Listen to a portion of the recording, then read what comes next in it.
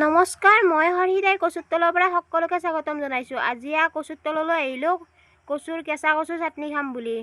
কচু এটা উঘালি ল'লোঁ আৰু আজি কেঁচা কচুৰ চাটনি বনাম বুলি ভাবিছোঁ। মানে ভাত খাবলৈ ইচ্ছা নোহোৱা হৈছে গৰমত, সেইবাবে বোলে এটা কিবা বেলেগ বনাই খাই বুলি কচুৰ চাটনি বনাম। আজি কচুডাল লৈ ল'লোঁ, ঘৰত গৈ চাফা কৰিম এইডাল আৰু ধুনীয়াকৈ চাটনি বনাম। এইফালে দেখিছেনে, এইবোৰ গোটেই ৰোৱা কচু। যিকোনো কচু খাব নোৱাৰি দেই, ভাল কচু হ'লে খাব পাৰি। ৰোৱা কচু হ'ব লাগিব, নধৰা কচু হ'লে খাব পাৰি। এয়া কচুডাল লৈ আহিলোঁ আৰু চাফা কৰি ল'লোঁ। একদম মুখখিনি ৰাখিছোঁ কচুডালৰ।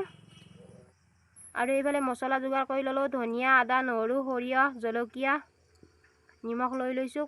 আৰু কচুখিনি এনেদৰে ৰুকি লওঁ ৰুকনিখনত। আৰু এইফালে গিলাচটোত ভৰাই ল'লোঁ আৰু থৈকিয়া টেঙা ভিজাই থৈছোঁ। মোৰ যিহেতু মিক্সি নাই, এনেদৰে গিলাচটোতে খুন্দি ল'ম। আৰু এয়া মোৰ হৈ গ'ল খুন্দিলোঁ। আৰু থৈকেৰা পানীখিনি ৰাখি থৈছিলোঁ, সেইখিনি পানীও ইয়াতে মিলাই দিলোঁ আৰু থৈকেৰাখিনি মানে খুন্দি লৈছোঁ ইয়াতে একেলগে। আপোনালোকেও ভাল কচু পালে এনেদৰে চাটনি বনাই খাব পাৰিব, যদি মানে গলত নধৰা কচু হয়। খাবলৈ খুবেই সোৱাদ হৈছে, এতিয়াও মনত পৰিলে খাবলৈ মন যায় আছে, মানে বহুতেই বেছি ভাল লাগিছে চাটনিখন।